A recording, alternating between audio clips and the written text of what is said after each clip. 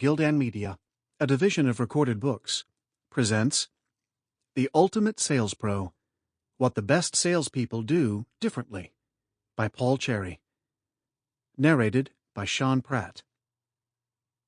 Introduction. Thriving in the New World of Sales. Here's a story about two salespeople. Let's call them Ted and Nancy. They both started their careers in the same sales department of a mid-sized manufacturing company. New to sales, both had to work their way up through the ranks.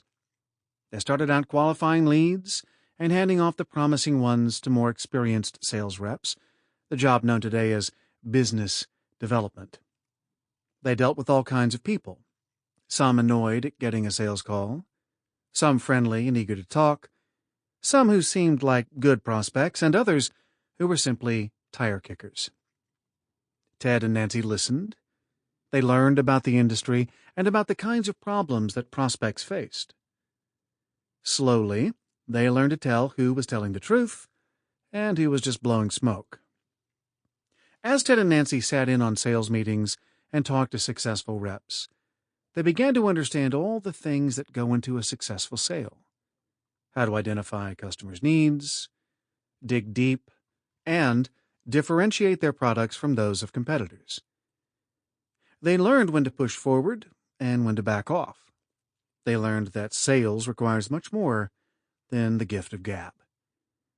Eventually, they each got a sales territory of their own, and that's when their paths began to diverge. Ted was a solid, reliable performer. His customers liked him. His bosses saw that he worked hard. But Nancy soon emerged as a star. She brought in accounts nobody had even known about. Her customers were effusive in their praise. Soon she was closing six-figure deals, while her colleagues were scratching after modest orders. She was on a first-name basis with the CEOs of the companies she served. Soon they were calling her in for advice and consultation. When a national accounts position opened at one of her clients, they pleaded with Nancy to take the job. Now she was selling huge deals and had become a recognized leader in her industry, presenting at conferences and writing articles. Nancy also found time to engage in her community. She served on the local business council and was elected to the school board. She cultivated a network of friends, clients, colleagues, and former employees, influencers, and industry leaders.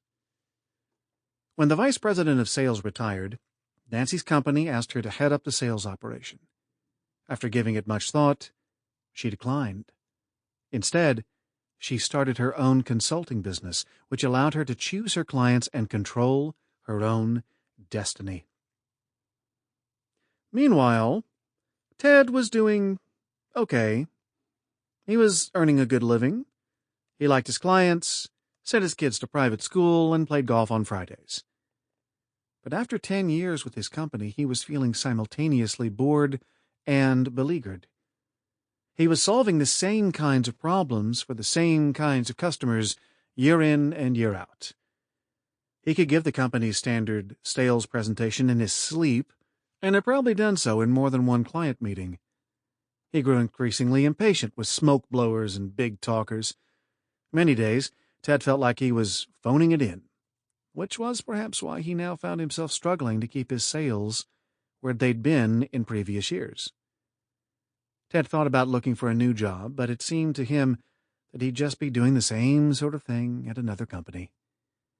At his current job, he had the security of long-term accounts, and making a change seemed like a risky move.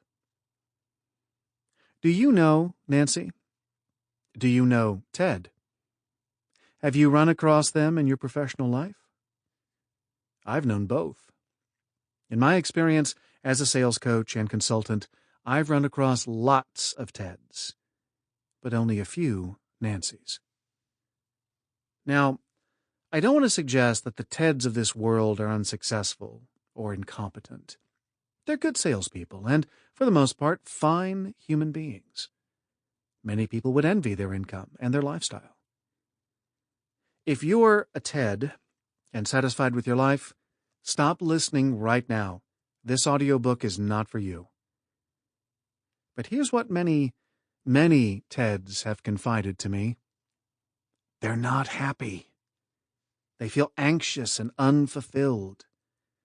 They may put up a good front at work, they may still be putting sales up on the board, but they find it harder and harder to get out of bed in the morning. And, unfortunately, I see many salespeople like Ted who end up courting disaster. They may be one phone call away from losing their cornerstone client, and then they're scrambling. Or they find their industry changing, and their well-practiced sales skills and book of business are no longer enough to see them through. They see their income stagnate, or even decline, and the comfortable lifestyle is suddenly threatened. Sometimes they respond by making risky moves. They take a new job with a promise of bigger commissions, or they start leaning on their customers to spend more without giving them a good reason to. Or even worse, they start bending the rules, clogging their pipelines with prospects they know will never buy, sending out invoices at the end of the quarter to customers who haven't said yes yet, trying to poach other reps' accounts, and padding their expense reports. That story doesn't end well. Why do some salespeople end up like Ted, while others end up like Nancy? It's not necessarily native talent. At the beginning of their careers, Ted and Nancy were nearly neck and neck. It's not a matter of hard work. In fact, Ted probably works as hard or harder than Nancy.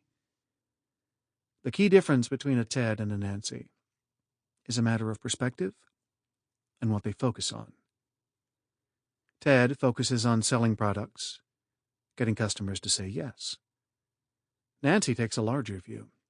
She knows that selling skills and knowledge are critical to her success, but they're only the foundation. Nancy isn't just looking at how to sell a product. She is the product. Everything she does is aimed at increasing her own value. Once you understand that this is your number one job, it's hard to go back to being a product-peddling salesperson. Once you start looking at how you build value for yourself, a different path becomes clear. Nancy discovered that path early in her career, but it's not too late for Ted. I've seen plenty of salespeople transform themselves almost overnight after years of struggle. For one reason or another, they're prompted to start thinking differently about what they do. It's as if a veil has been lifted, and they can suddenly see a new way forward. This is the path that leads to what we're calling the ultimate sales professional.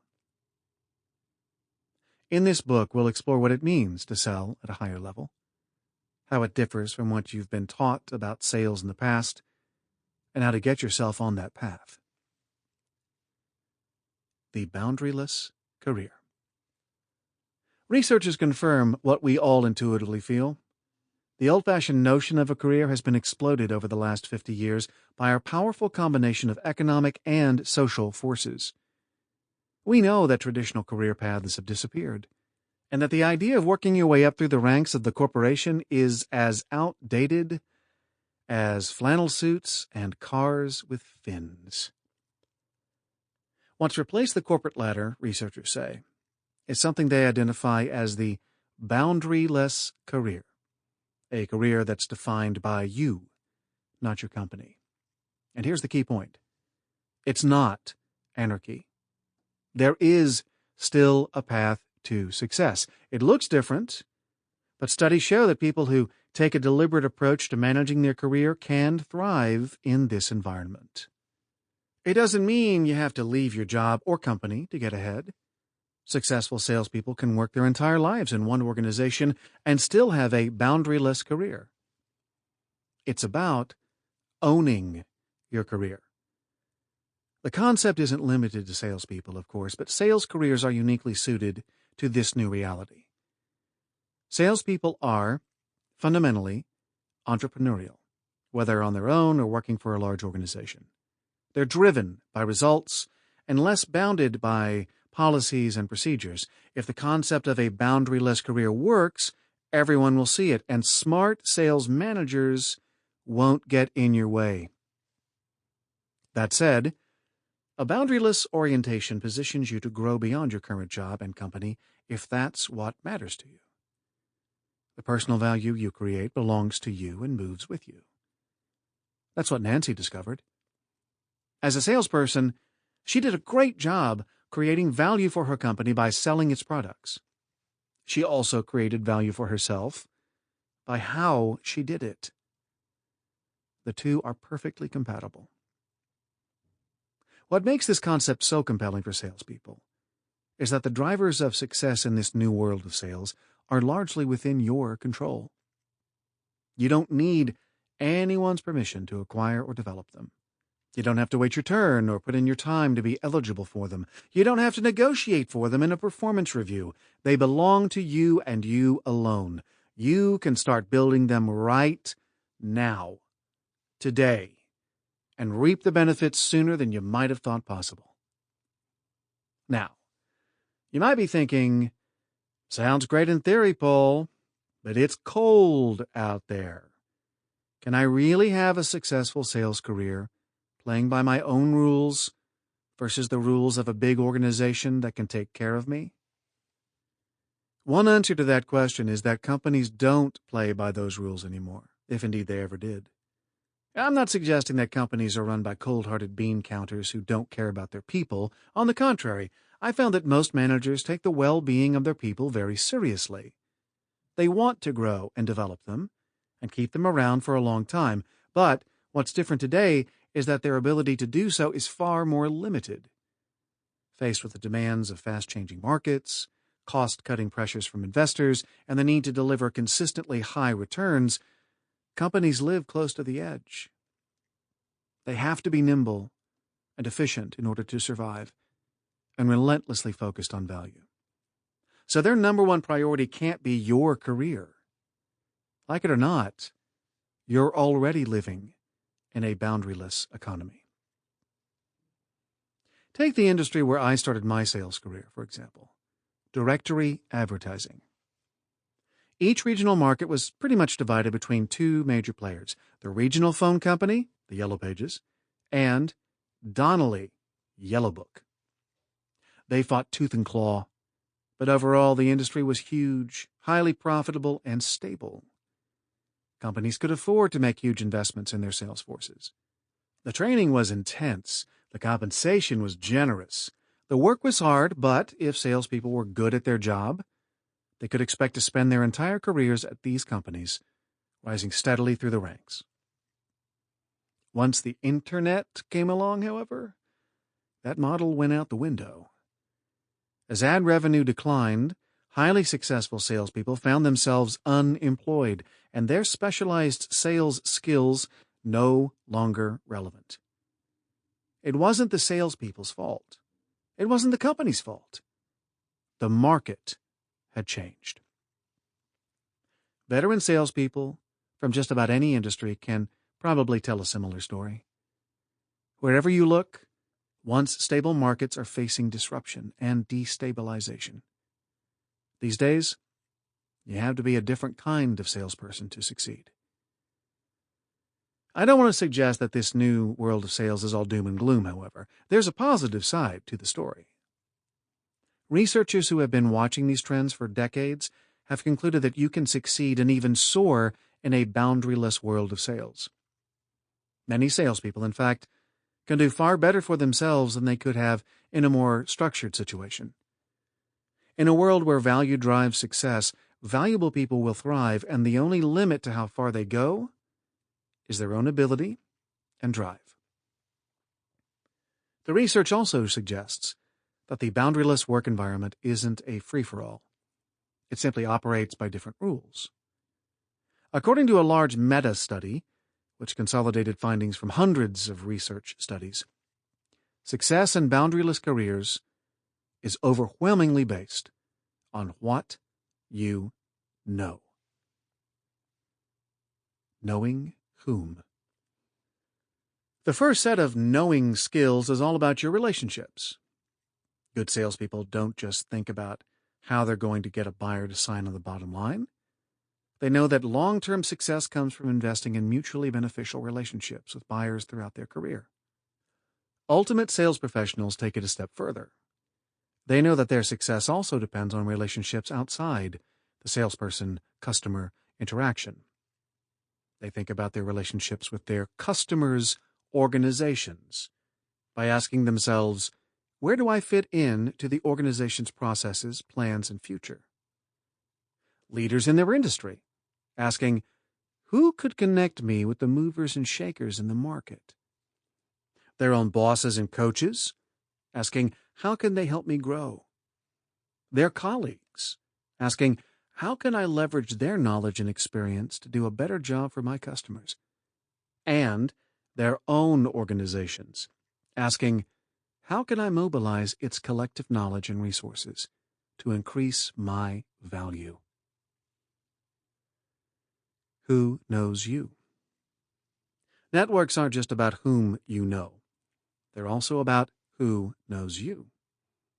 Great salespeople know that their personal reputation transcends the products they sell and the company they represent. Customers, potential customers, and influencers see them as a valuable resource in their own right. Ultimate sales pros are experts at promoting themselves and do so without apology because they know how much value they deliver. They understand how to create a personal brand using the salesperson's most valuable tool, emotions, because they understand that the most valuable brands are those that create passion.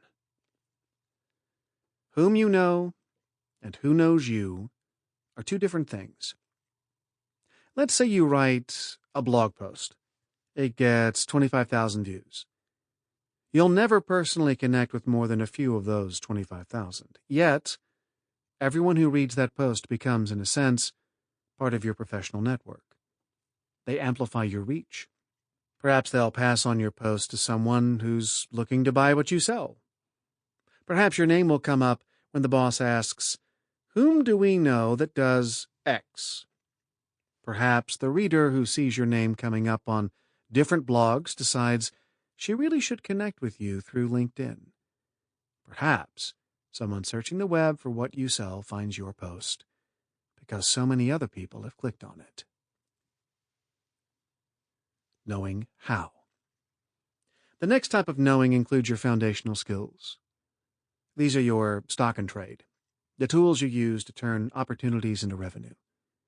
It starts with knowing how to sell, how to close a deal, how to turn around an objection, how to find new prospects, and so on.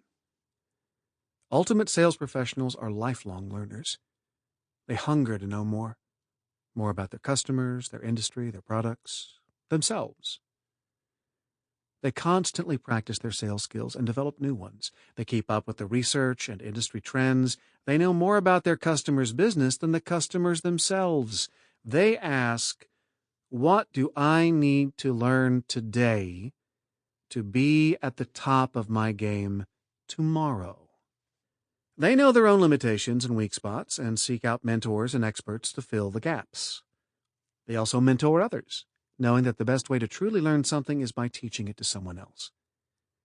They view every interaction as a potential learning experience and continually adjust their approach to sales in light of new information. But in the boundaryless sales career, you need to know more than sales. You need to cultivate a higher level of skills so that you can leverage your value beyond the product or service you sell. In the directory advertising business, for example, we learned how to put together high-value advertising programs for small business owners who felt every cent coming out of their own pocket. But those skills weren't enough when the industry imploded. How do you sell Yellow Page ads when nobody uses the Yellow Pages anymore? So knowing how also demands a higher set of business skills. According to the research, the most valuable skills are occupational skills, not job skills. In other words, mastering the core competencies of sales as a profession, which are transferable to other companies and products. Knowing how to help a risk-averse buyer make a decision is an occupational skill that's valuable no matter what you're selling. Knowing how your product stacks up against the competition is a job skill. It's only valuable in the job you're doing right now. Both are essential, of course, but there's a trap to avoid here. Organizations tend to put a higher value on job skills, the skills that help sell their particular products and services. That's why they put a lot of time, effort, and money into product training. But it may mean that the company is investing less in occupational sales skills training, those higher level skills that you get to take with you. If you're thinking about your personal value, you may need to seek that training on your own. When the directory advertising business changed, I saw firsthand the value of these occupational, transferable sales skills. Among my former colleagues, a sharp division emerged. People who'd focused on job skills, learning how to sell directory advertising, were in trouble. In fact, some of the people who'd been best at selling ads now struggled the most because their skills were highly specific to the product. Meanwhile, those who'd taken a broader view, who'd taken a step back to truly understand their customers' businesses and the challenges they faced, were able to leverage that knowledge into selling new kinds of products and services. Those plumbers and lawyers and electricians and doctors who no longer bought directory ads still had the same problem. They needed to attract customers. Salespeople who could figure out how to solve that problem in different ways, for example, through internet advertising, SEO, sales promotions, and so on, had a customer base desperate for their help. Others became consultants, effectively leveraging what they'd learned as sellers to help customers become better buyers. Still others used the general knowledge they'd gained about selling, how buyers assess risk and value, how to create an effective business case, how to create an emotional connection with a prospect, and so on, to sell successfully in completely different markets. All of the people who successfully made the transition to new selling careers understood one thing. Their value wasn't based on their knowledge of directory advertising. It was based on their ability to identify customer needs and address them. That's an example of personal value. It isn't tied to what you sell or whom you represent. It goes with you, wherever you go. Knowing why. This dimension is about planning and strategy. If you know the why, you'll know what to do. You'll also know what not to do. Knowing why gives you the courage and clarity to focus on the right things and stop doing things that aren't getting you anywhere. There are two levels of why to consider. We often think of why as huge questions about the meaning of life. Why am I in a sales career at all? And why do I get up every morning and go to work? Those are important questions, and I'll explore them at length. But the smaller whys are equally important. Why am I focusing on prospects in Industry A versus Industry B? Is it because they're likely to be more valuable, or is it just because that's whom I focused on in the past? Why do customers buy from me? Why do they not buy from me? And why does prospecting always seem to fall to the bottom of my to-do list? Before you spend a single minute of your precious time on any activity, know the why behind it.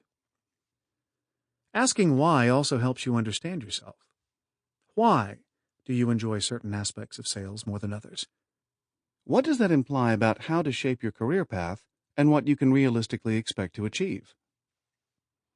In addition, why is closely connected with goal clarity and proactivity. If you know the why, you can make things happen.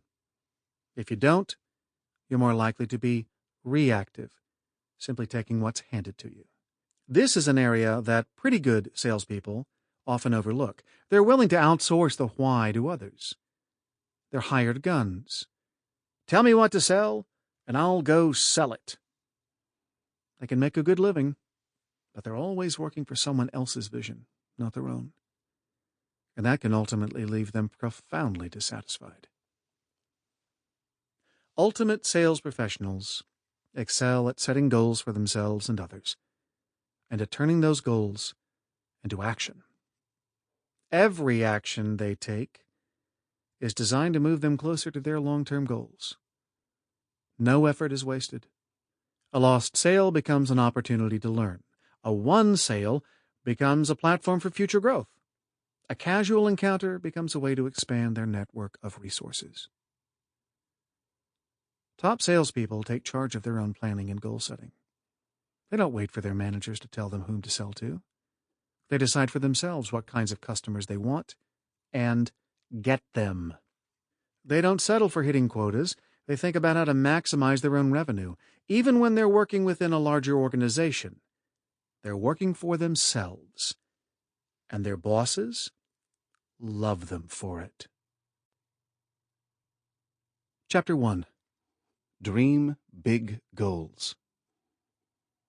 How high should you aim in your sales career? Nobody but you can answer that question. But the critical thing is to ask it.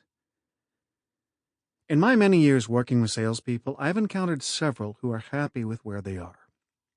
I applaud them, but I've also encountered many who haven't really given the issue serious thought. Their goals don't extend much beyond the end of the quarter or the end of the year. I'm too busy with the here and now to worry much about the future, they tell themselves. I'll deal with it when it gets here. The problem with that approach is that short-term goals become a stand-in for long-term goals, and short-term goals are small goals. I believe that most people can achieve far more than they think possible. And I'm not just talking about money. I'm talking about a career that allows you to live the kind of life you want, do the work you want to do, and make the most of your skills. So dream big. Right now, take 15 minutes, silence your phone, find a quiet place, and write down your dreams. The dream you keep hidden. The one that people would laugh at if they knew. The one you've told yourself is out of reach. It's hard, isn't it? The gap between where we are and where we want to be is not a comfortable place to be. It's tough enough to keep up with our day-to-day responsibilities. Admitting that we want more can feel overwhelming. We think of a million reasons why we can't get there. We're not in the right job. We don't have the right skills. We didn't go to the right school. We don't have the right connections. We need to put food on the table. And if we're really honest with ourselves, we'll admit that we don't want to try and fail. I know. I've aimed high too. And I've failed more times than I can count. But I've learned there are two ways to fail. One sets you back. Another moves you forward. And the only way you can fail forward is to know what you're aiming for. As I approached my 34th birthday, I had a lot to feel good about. I'd been in sales for 10 years. Like most salespeople, I'd had some big successes and some rough patches, but overall I was doing well. I knew how to earn a good living, and my future looked solid. But solid was not a word that filled me with excitement. As I looked forward to the next 30 years or so, was this the path I wanted to follow? Or would it simply be a path I happened to follow? I'd always been intrigued and inspired by great motivational speakers, people like Zig Ziglar, Brian Tracy, Wayne Dyer, Tony Robbins. At the time, I was selling things. These people were selling ideas. Ideas that made a difference in people's lives. What a great way to make a living, I thought. It's easy to talk about pursuing your dreams, but the reality is that there's considerable risk involved. The speaking and personal development industry is huge. But I had no experience or credentials, apart from one public speaking course in college and a few speeches I made when I belonged to a Toastmasters. Was I really willing to move away from my comfortable sales career into uncharted territory? Wasn't I taking an awful risk? Yes, I was willing, but I did want to minimize my... Sample complete. Ready to continue?